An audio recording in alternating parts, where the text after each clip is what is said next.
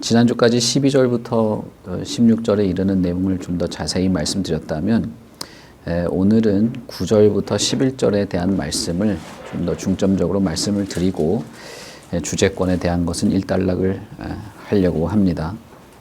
여러분, 성경에서, 특히 신약 성경에서 예수 그리스도에 대한 묘사나 설명들을 보시면 성도들에게 그리스도를 주로 삼아라, 주님으로 여겨라 라고 말하고 있지 않는다는 것을 아시게 될 겁니다.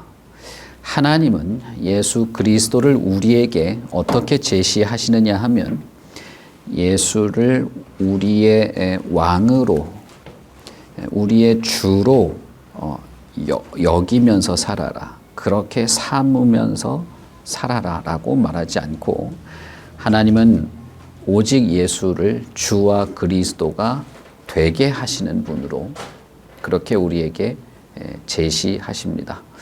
사도행전 2장 36절에 보시면 이스라엘 온 집은 확실히 알지니 너희가 십자가에 못 박은 이 예수를 하나님이 주와 그리스도가 되게 하셨다라고 말하죠. 이것을 확실히 알아야 된다라고 말하고 있습니다. 정말로 확실히 예수님은 모든 존재의 주인이십니다. 그리고 성경은 죄인들과 성도들에게 예수 그리스도를 주로 삼아 보라라고 말하지 않습니다. 오히려 왕이신 그분에게, 주인이신 그분에게 복종하라라고 말합니다. 고린도전서 12장 3절에 보시면 그분의 주되심을 거부하거나 단지 입술로만 그분의 통치에 복종하는, 말로만 하는 사람들은 구원과는 관계없다고 말하고 있습니다. 바울 사도가 고린도전서에서 이렇게 말하죠. 내가 너희에게 알리노니 하나님의 영으로 말하는 자는 누구든지 예수를 저주할 자라고 하지 않고 성령으로 아니하고는 누구든지 예수를 주라 할 수 없다라고 말합니다. 그러니까 머리로만 혹은 말로만 그리스도를 주라라고 하는 것과는 차이가 있다는 것입니다. 예수님은 마태복음에서 입으로만 혹은 머리로만 예수님을 주라라고 하는 사람들이 마지막 심판 때에 어떤 취급을 받게 될 것인지를 말합니다. 주여 주여 내가 주님의 이름으로 이 모든 것을 했습니다. 주님의 이름으로 선생 노릇도 했고 귀신도 내어쫓고 사람도 고쳤습니다 라고 할 때 예수님은 나더러 주여라고 하지 않았기에 천국에 들어가는 못하는 것이 아니고 하늘에 계신 내 아버지의 뜻대로 행하지 않음으로 천국에 들어가지 못할 거라고 말씀하십니다. 우리가 이 사실은 다 알고 있죠. 하나님의 말씀을 믿는 사람들은 예수님이 나의 주님이라는 사실도 인정하게 되는 것입니다. 예수님은 사람들이 자신을 나의 주님이라고 인정하고 예수님의 주권에 복종하든지 혹 그렇지 않던지 그것과는 상관없이 예수님은 주인이십니다. 우리의 기분에 따라서, 나의 선택에 따라서 그분이 주인이 되고 안 되고가 아니라 내가 뭐라고 여기던, 내가 뭐라고 생각을 하던, 심지어는 내가 예수님을 믿건 안 믿건 상관없이 예수님은 여러분의, 나의, 이 세상에 존재하는 모든 인간과 피조물의 영원한 주인이 되십니다. 현대 한국교회에서 참 아이러니한 것이 있습니다. 그것은 무엇이냐 하면 예수 그리스도께서 우리의 구주가 되신다는 사실은 그토록 좋아하고 즐거워하면서도 예수님이 당신의 주인이십니다라고 하는 것은 껄끄러워한다는 겁니다. 그래서 이것을 선명하게 전하지 않고 은근슬쩍 모호하고 희미하게 말하기를 좋아한다는 거예요. 그래서 아예 모호하게 만들거나 아니면 어떤 약간의 좀 매너를 지킨다는 사람들은 어떤 절충한 정도로 설명을 하는 겁니다. 예를 들면 이런 것들이죠. 그리스도를 구주로 믿는 것, 그리스도를 구주로 여기는 것을 통해서 우리가 구원은 받습니다. 그래서 우리가 성도가 되는데 성도가 되고 나면 차츰차츰 훈련도 하고 하면서 예수 그리스도를 주로 따르는 것을 해나가는 겁니다. 이렇게 말하는 거예요.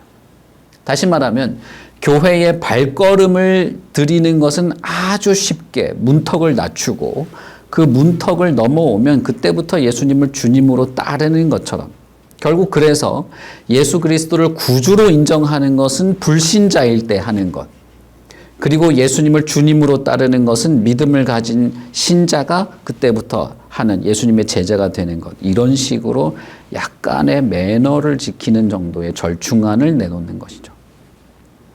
여러분, 그러나 사실 이것은 성경에서 전하는 복음의 내용이 아니고 예수님도 이렇게 말하신 적도 없고 사도들도 이렇게 말한 적이 없습니다. 예전에는 주로 어떻게 이야기를 하기를 좋아했냐 하면 예수를 믿기만 하면 구원받는다. 그런데 왜 순종이 필요하냐? 그건 우리가 천국에 가서 상을 받으려고.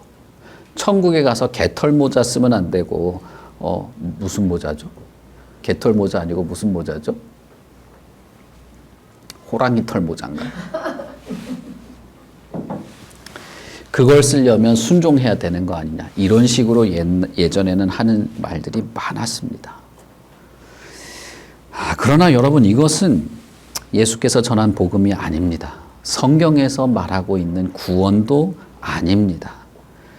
예를 들어 봅시다. 예수님께 부자 관원이 찾아왔습니다. 그때 이 관원은 이미 예수님을 주라고 하면서 예수님 앞에 내가 어떻게 해야 구원을 받을까요? 예수님께 구원을 물으러 왔어요. 이 정도면 뭐 다 끝난 거 아니에요? 그러나 예수님은 그에게 뭐라고 말합니까? 너의 모든 것을 다 포기하고 내려놓고 나를 따르라 라고 말해요. 그러나 그는 그렇게 하지 않습니다. 여러분, 베드로가 주님 앞에 엎드렸을 때 주님 나를 떠나십시오. 나는 죄인입니다 라고 말할 때 예수님께서는 그에게 뭐라고 말합니까? 너는 나를 따라와라. 내가 너를 사람이 낚는 어부가 되게 해주겠다라고 말하죠. 우리가 주제권과 관련되어서 지금 벌써 몇 주 동안 살펴보고 있는데 예수님께서 세관에 앉아있는 마태에게 뭐라고 말씀하십니까? 나의 제자가 되라. 나를 따르라 라고 했을 때 마태는 자신의 직업과 현장을 내려놓고 예수님을 따르기 시작했죠. 그러면서 예수님이 뭐라고 말합니까? 나는 사람을 부르러 왔다. 죄인을 부르러 왔다라고 말합니다. 성경에서 예수님을 믿고 예수님께 나아오는 모든 자들은 사실상 예수님께 복종하는 자들이었습니다. 성경에서는 예수님을 믿는 것과 복종하는 것을 분리해서 설명한 적이 없단 말이에요. 예수님이 우리의 주가 되신다. 우리가 읽은 빌립보서에서는 뭐라고 말합니까? 하늘에 있는 것과 땅에 있는 것과 땅 아래에 있는 자들 모든 피조물에게 예수는 주가 된다. 그 모든 피조물의 입으로 하여금 예수 그리스도를 주라 시인하도록 했다라고 말하죠. 그렇다면 우리는 예수가 주가 된다는 사실에 대해서 중요하게 생각해야 하고 나에게 있어서 예수 그리스도는 과연 주가 맞는가? 나는 예수 그리스도를 주라 시인하고 있는가? 그럼으로써 우리의 구원을 두렵고 떨림으로 이루어가고 있는 것이 있는지를 살펴볼 필요가 있는 것입니다. 여러분, 예수 그리스도가 주가 된다는 사실은 몇 가지 어떤 생각해 볼 항목들이 있습니다. 그것은 첫 번째로는 예수 그리스도가 만물 모든 피조 세계의 주인이라는 사실입니다. 예수님은 사실은 하나님 자신입니다.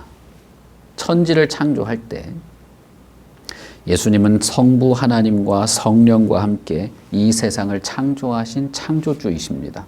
그러니 예수님은 세계 만물에 대해서도 주권과 주도권을 가지고 계십니다. 골로새서에서는 뭐라고 말합니까? 만물이 그로 말미암아 창조되었다.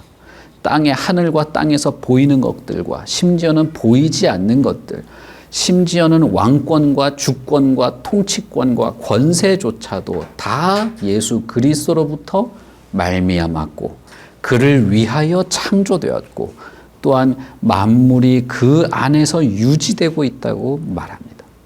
다시 말하면 여러분, 예수님은 하나님 자신이십니다.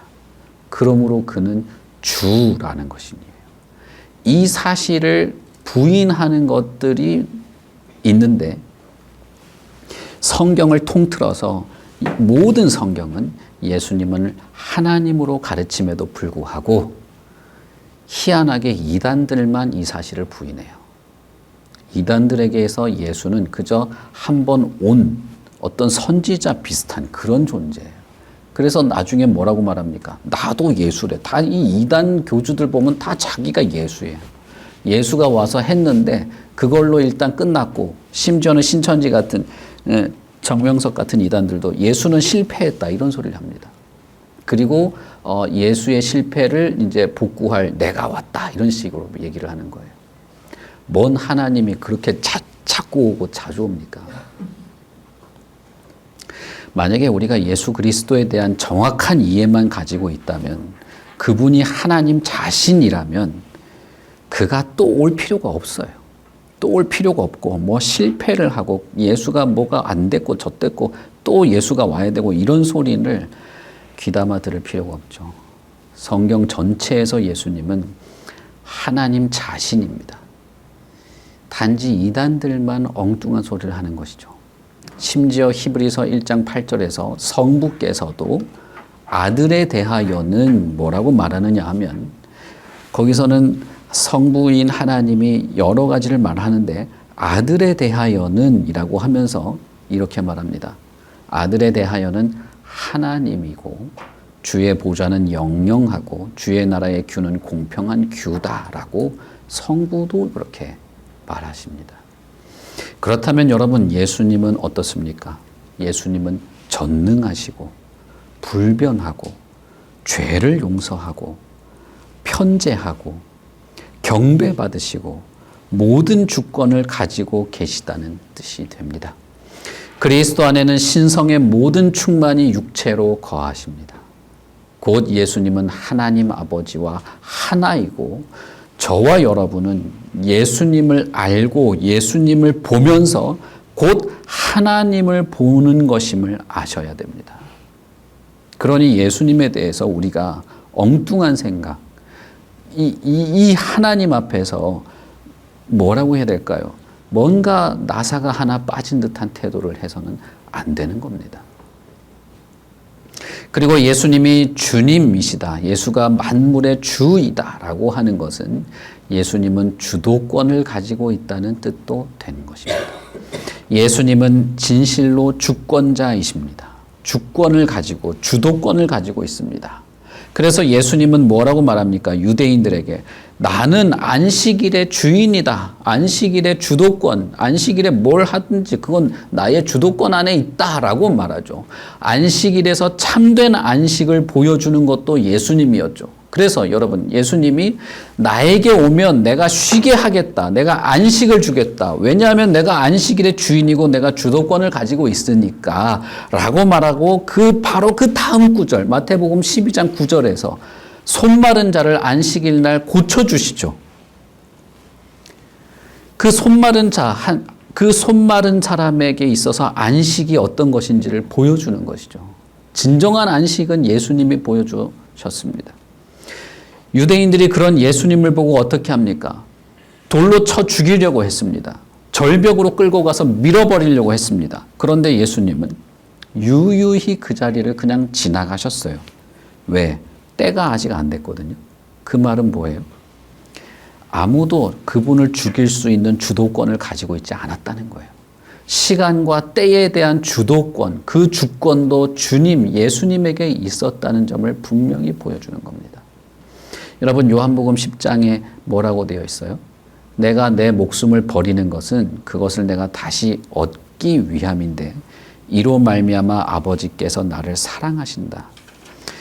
내 목숨을 내게서 빼앗는 자가 있는 것이 아니고 내가 스스로 버린다.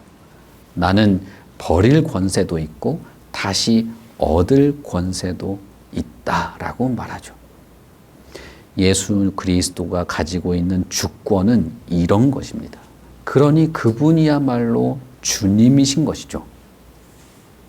예수 그리스도의 이 주도권과 주권은 모든 피조물에게 미치는 것입니다.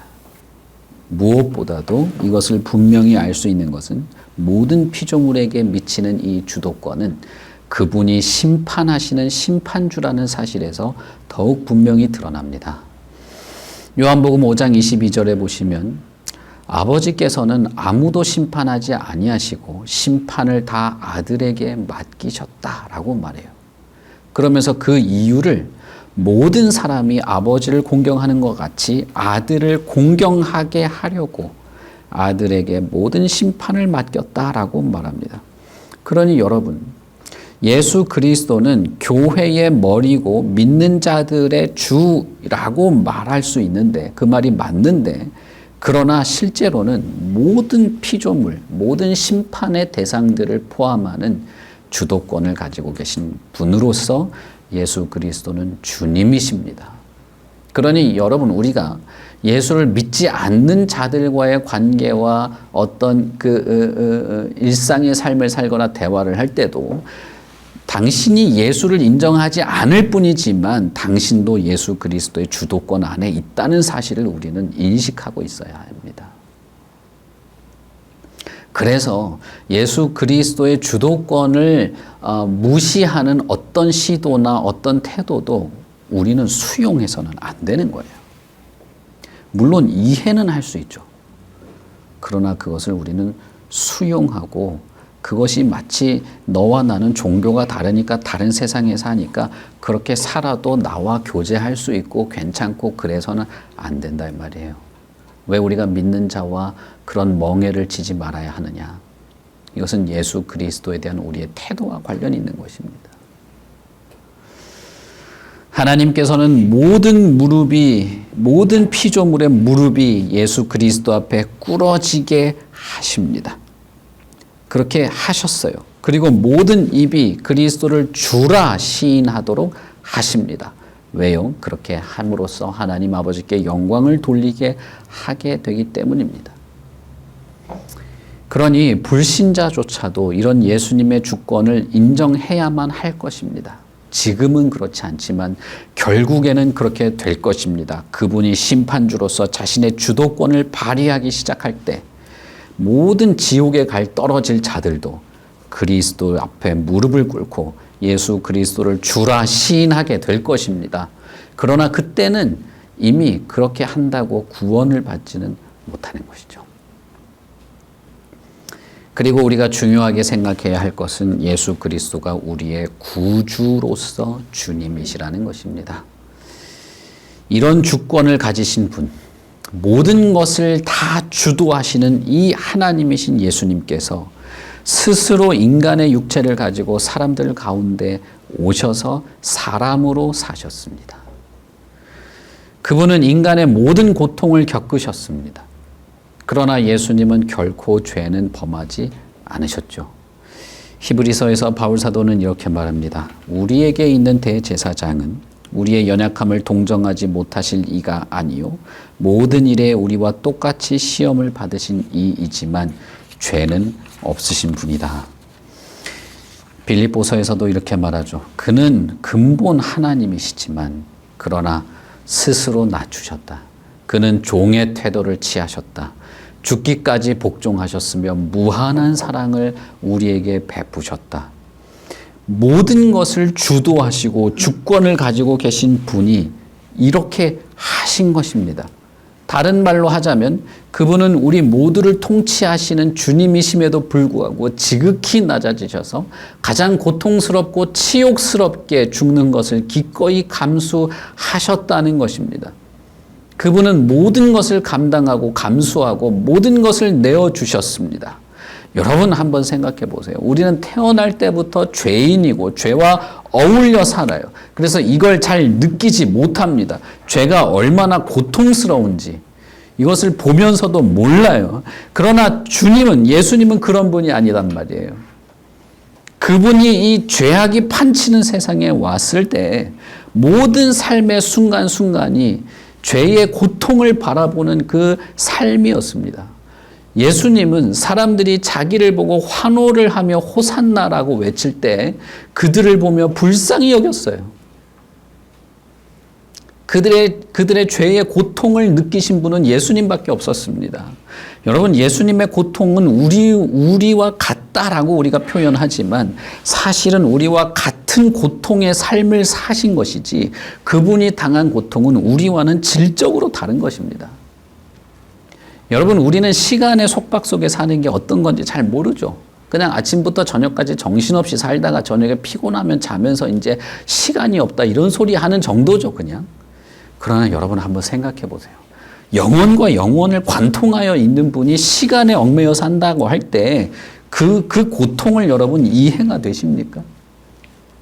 태초부터 하나님과 얼굴을 맞대고 사시던 분이 십자가에서 하나님 어떻게 나를 버릴 수가 있습니까? 라고 외칠 때에 그 고독과 외로움과 공포를 우리가 이해나 할 수 있습니까? 그 고통의 끝을 우리가 알 수 있냐 이 말이에요. 인간이 되었기에 그 모든 고통을 겪었어요. 온 우주에 충만히 계시던 분이 작은 그 중동의 어떤 작은 땅덩어리에 맺혀서 걸어 다닐 때 여러분 그걸 아십니까? 육체의 피곤을 경험할 때 그 고통을 아십니까? 피곤해서 풍랑이 치는데 배에 그 흔들리는 때도 누워서 잤단 말이에요. 잠탱이라서 그런 게 아니라 피곤해서 잔 거죠. 피곤해서. 여러분, 그 피곤을 어떻게 그분이 겪을 수가 있을까? 심지어 생명의 원천, 생명의 그 본체이신 분이 죽음을 받아들일 때 그 고통, 인간이 죽음을 경험하는 고통을 아득히 초월하는 고통 속에서 정말 죽음이라는 것이 어떤 것인지를 몸소 경험하신 것이죠. 모든 것을 주도하는 분이 기꺼이 스스로 그렇게 감수하신 것입니다. 왜 그럴까? 여러분, 이런 설명을 들을 때 그게 사실일까? 라기보다는 왜 그럴까? 왜 이렇게 어처구니 없는 설명을 하는 걸까? 그게 궁금할 거 아니겠어요? 정말 예수를 사람들한테 좀 이렇게 호의 있게 좀 잘 받아들일 정도로 좀 설명하려면 앞뒤가 납득이 되는 설명을 해야 되는데 이건 전체가 서론부터 결론까지 다 이게 말이 안 되는 소리를 이어놓은 거예요, 이게. 그런데 왜 그러냐는 말이에요. 왜 그렇게 하셨을까? 그분이 우리의 구주가 되시기 위해서 그렇게 하신 것입니다. 그분은 죄가 없으시기 때문에 죽을 이유가 전혀 없지만 저와 여러분의 죄 때문에, 아니 나 때문에, 나의 죄 때문에 그 모든 것을 겪고 죽으셨습니다. 친히 나무에 달려 그 몸으로 우리 죄를 담당하셨으니 이는 우리 죄에 대하여 죽고 의에 대하여 살게 하심이라. 그가 채찍에 맞음으로 너희는 나음을 얻었다. 바로 우리의 구주로서 우리의 죄의 대가를 스스로 치르신 것입니다. 그러므로 우리는 하나님과 화목하게 할 수 있는 길이 열렸습니다. 그러므로 그분은 우리의 구주이십니다. 예수께서 자기를 낮추시고 복종하시고 십자가에 죽으신 것, 죽음에 빠지고 죽게 된 것은 그분이 죽음에 굴복한 것이 아닙니다. 그분은 오히려 죽음에 대해서도 주도권을 가지고 있습니다. 죽음에 진 것이 아니에요. 굴복하지 않았습니다. 그분은 오히려 죽음에도 주도권을 가지고 계신데 부활이 곧 그 증거입니다. 우리가 다음 주에 부활을 기념하는 예배를 하게 될 텐데 여러분, 그런 면에서 부활은 참으로 예수 그리스도가 주이신 것을 바라보게 하는 것입니다. 그분은 부활하셔서 죽음을 이기고 죽음을 굴복시키셨습니다. 그 어떤 것도 그리스도를 이기고 능가한 것이 없기에 기근이나 칼이나 죽음이나 그 어떤 것도 그리스도의 사랑에서 우리를 끊을 것이 없게 된 것입니다. 그 어떤 것도 그분의 주도권, 특별히 구주로서의 그분의 역량을 넘어설 것이 없는 것이죠. 그분은 죽음조차도 굴복시켰고 죄를 이기신 것이죠.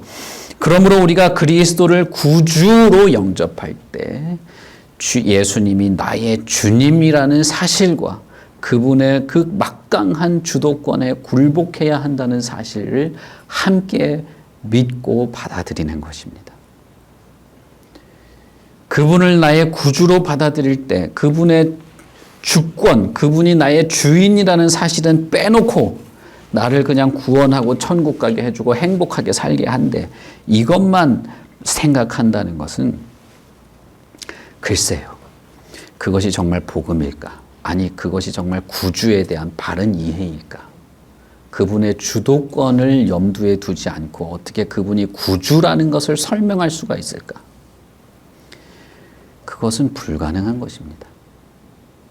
그러므로 예수를 믿는다는 것은 그분이 나의 구주이시며 구주이시기에 나의 주인이라는 사실을 이해하고 그 사실을 내가 인정하고 받아들이는 것, 곧 영접하는 것입니다. 영접하는 자, 곧 그 이름을 믿는 자들에게는 하나님의 자녀가 되는 권세를 주시는데 영접한다는 것은 주님 오세요. 내가 초대할 테니 나에게 오세요. 여러분 실제로 이렇게 설명하는 사람들도 있습니다. 아니 당신이 뭔데 예수님을 뭐 오라가라 초대하니 많이 그런 소리를 해요. 영접이라는 것은 그분이 나의 구주이실 뿐 아니라 나의 주인이라는 사실. 아니 그분이 나의 주인이시기에 나의 구주이시라는 사실을 믿고 인정하고 내가 받아들이는 것입니다. 그러므로 여러분 예수를 믿는다라고 할 때는 그분이 나의 왕이라는 것, 나의 주인이라는 사실을 인정하고 믿는 것이에요. 우리가 주일학교 지금까지 사무엘하를 쭉 살펴보고 오늘 누가복음을 살폈는데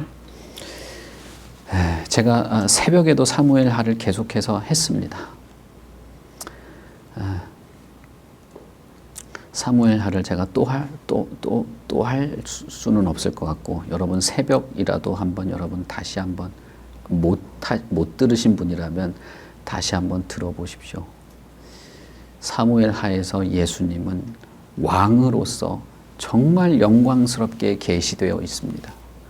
그리고 신약에서 그 모든 계시와 예언과 약속이 마치 폭탄을 터뜨리듯이 쾅 하고 드러난 것이 예수 그리스도예요. 그분은 처음부터 왕이고 지금도 왕이고 영원히 왕입니다.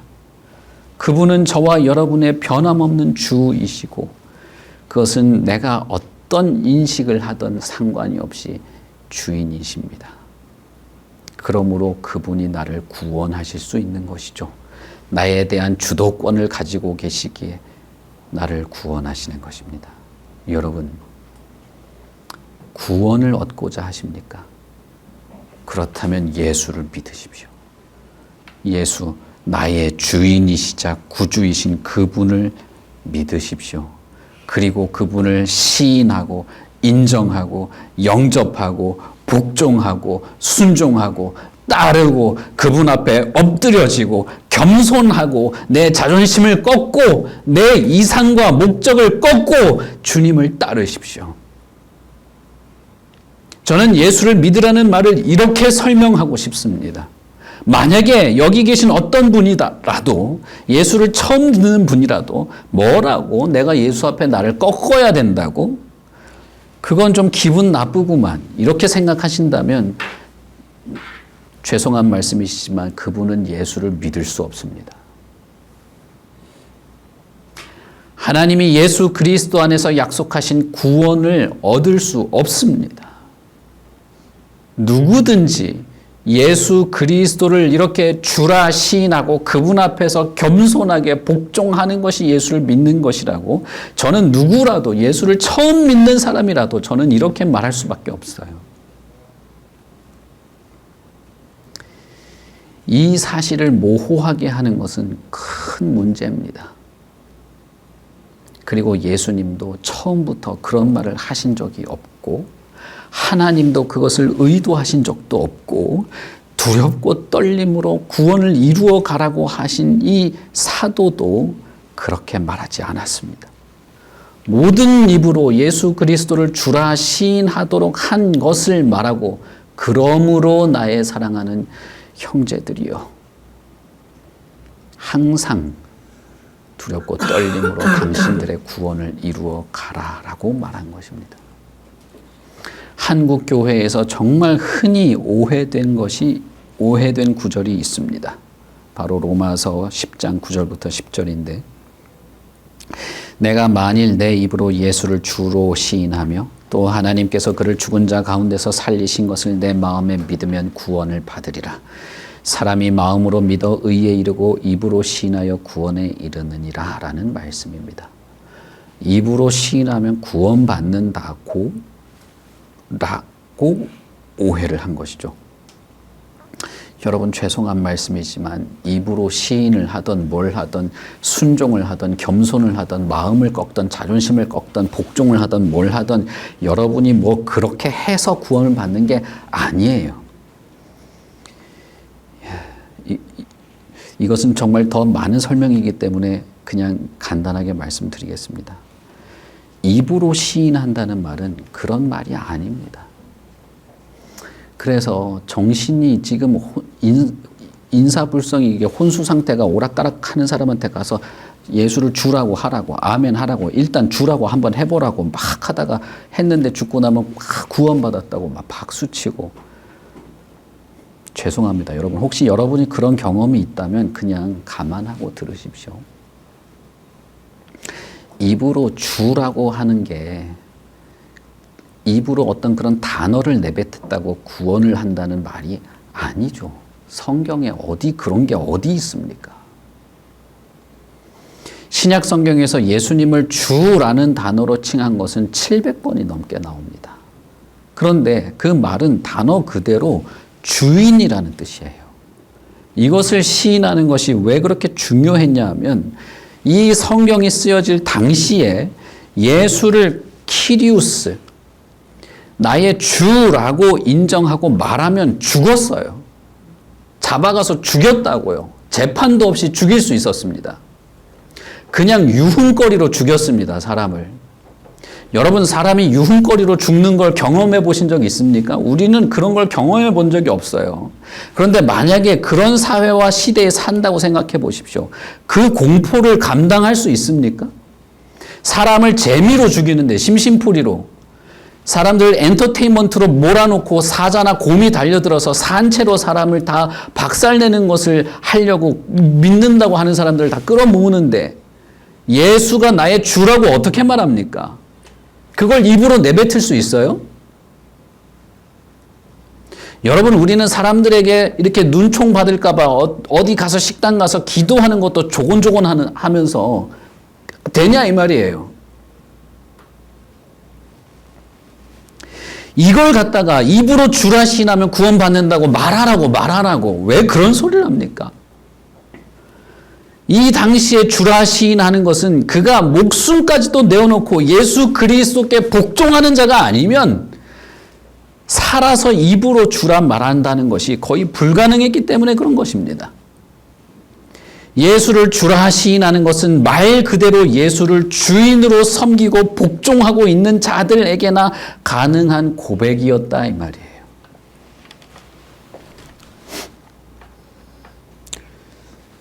여러분 그때 이렇게 예수를 믿었는데 지금이라고 다르게 믿는 게 있습니까? 없습니다. 저는 가끔씩 이렇게 진땀이 나는 상상을 할 때가 있어요. 그건 뭐냐면 예수님께서 심판하실 때 사람들을 쭉 줄 세운 겁니다. 이 당시에 예수를 주라 시인하고 사자한테 뜯어먹혀서 죽은 사람도 이제 거기 서 있을 거고 2000년도에 크리스찬이라고 불리는 사람들 그중에 나도 그 줄에 서 있을 텐데 그때 그런 사람들을 보고 저 사람들 그리스도인이야. 미쳤나 봐. 예수를 주라고 한데 저 사람들을 크리스찬이야 라고 불린 게 그리스도인이란 말이에요. 이건 고상한 단어가 아니었어요. 그런데 그렇게 그리스도인이라고 불렸던 사람들과 내가 같은 줄에 그리스도인이라고 하는 줄에 내가 서 있을 수나 있을까? 약간 진땀나는 상상을 하게 돼요. 아브라함과 같은 믿음을 가진 자들이 아브라함의 후손이죠. 이 당시에 초대교회 예수를 퀴리우스 로마 황제가 주가 아니라 예수야말로 나의 주다라고 말했던 사람들이 가졌던 그 믿음, 그리스도를 나의 주와 구주로 인정하고 영접했던 그 믿음이 있어야 나도 그리스도인이라고 불리울 수 있는 거 아니겠어요? 여러분, 예수를 믿는 모든 자는 구원을 받습니다. 예수를 믿는 모든 자는 예수님이 약속하신 구원을 받습니다. 예수께서 모든 것의 주인이시기 때문에 그렇습니다.